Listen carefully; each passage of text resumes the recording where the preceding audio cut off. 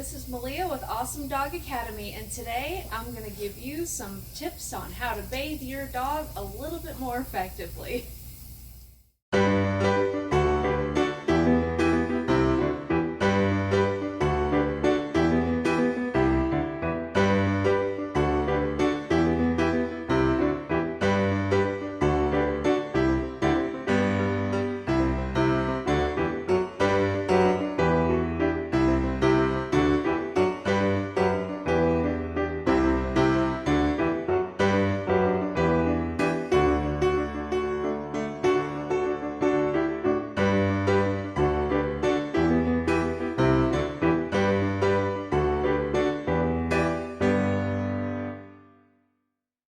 So the first thing you want to do, this is my lab Thor, and you can see my husband's knees in the video. We want to brush your dog out so you can get some of the excess hair out of the way and you don't have to have it on your hands. So I've just got a little de-shedding brush, and I'm just going to give him a quick thank you. I know, thank you for those kisses. Quick brush down. All those hairs already flying, especially on the rear leg where the breeches are, because that's where we get a lot of the hair and the shedding right there. Oh yeah. Get the other side real quick. You don't have to do a fancy job. Oh, we gotta be in the video. There we go. There you go. Quick brush down to get some of that extra shedding and fur out of the way. Oh yeah. Oh, that feels good, doesn't it? Yeah. Okay. Okay, now that we've loosened everything up, we can go on to the next. People, when they start bathing their dogs, they want to get the dog wet right away. But especially if you don't know if your dog has fleas or ticks, this is a really good habit to get into, is actually start at the neck. Get the neck nice and wet. Start putting shampoo there before you get the rest of the body wet. That way, in case your dog does have fleas or ticks, it won't be able to crawl onto your dog's head because it'll be stopped by the shampoo at the neck. So, Thor, let's get started. Now, he's a Labrador, so his coat is extra water resistant, which means I gotta work twice as hard to bathe him as I do my Chihuahuas. But we got his neck nice and wet. Look at him sitting so nice for that. Good boy. All right, we're gonna get our shampoo.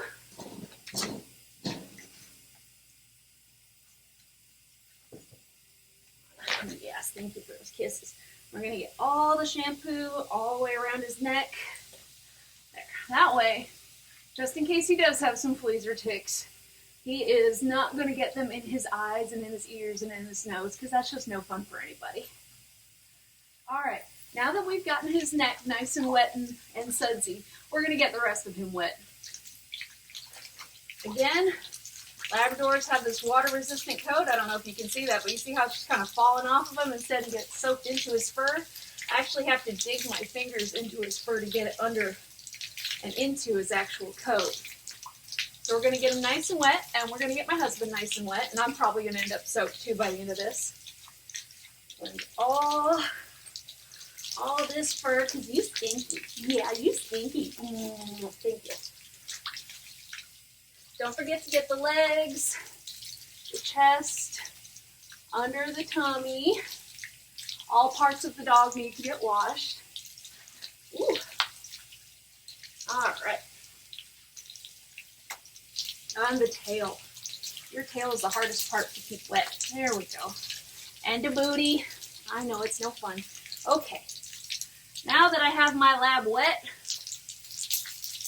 I'm actually going to put some shampoo on him. Now, I'm using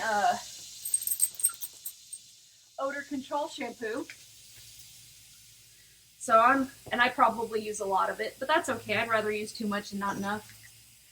And I've got a Zoom Groom, which helps me get the shampoo into his fur, especially since he is a hunting dog and he's got that hard to repel and clean fur.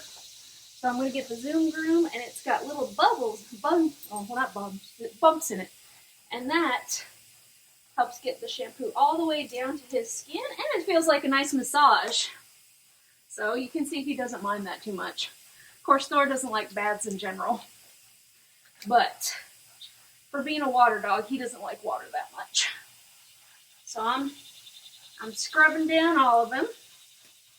And if you have a shampoo that has oatmeal or is odor control or something like my shampoo is, you really want to let it soak on your dog's skin for at least 10 minutes so it actually gets a chance to get all the stinky stuff off. Because if you just shampoo them and go, it's not really doing what it needs to get done. You can also, if you want to, you can shampoo them one time and then wash it off and do a second shampooing just so you can get a nice deeper clean. All right, so I'm going to keep working on him and we'll be right back. I have shampooed my dog. He is soaking and luxuriating in the delicious smell of, this is honey sage shampoo. I wanted to show you. That's what the Zoom Groom looks up close, and you can see the little nubbles are nice and soft and rubbery. So it gets real good under there, and you can tell I've definitely been washing my dog because my hands are covered in soapy dog hair. This is not a fake video, you guys. We're ready to rinse Thor off. While the camera was off, I washed his face. Got it nice and soapy too. And I'm going to use my Zoom Groom again, which I have between his legs here. And because that's going to help me get, again, under his coat, get that water in there, get that shampoo out, give him a nice massage. Oh, yeah, look at all that soap. Now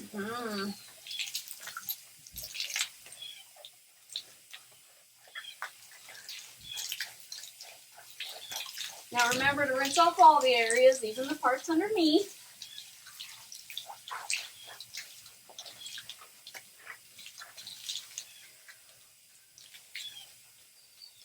Add some water in my eye, that's always fun.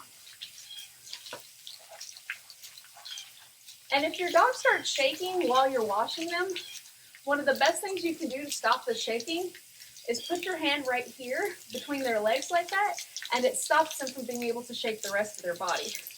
So if you're not ready for your dog to shake yet, that's how you stop it. And we're just going to keep rinsing off, aren't we, handsome? Yeah. He's very embarrassed right now. No. I know. Thank you. Wash under your chin. On your chest. Got your legs. Yep, we gotta get under your tummy. Make sure we got both sides. Get your gentlemanly parts. Make sure those are all rinsed off. And you guys, as gross as it is, don't forget to get the butt. I know. You gotta scrub in there too because everything needs to get clean. Wash that tail off. And wash yourself off as well because I'm pretty sure my legs are soaking in water right now. Oh, thank you. All right. So, I'm going to get up here. I'm going to get his face. I'm going to try to avoid his ears and his eyes as much as possible because water in the ears can cause ear infections. It gives them a nice damp, warm area for those bacteria to thrive. I know, under the chin. Okay, ready? Oh, it's the worst. I know it. Oh, boy. Okay. So, he looks like he's about ready to wash off or shake off.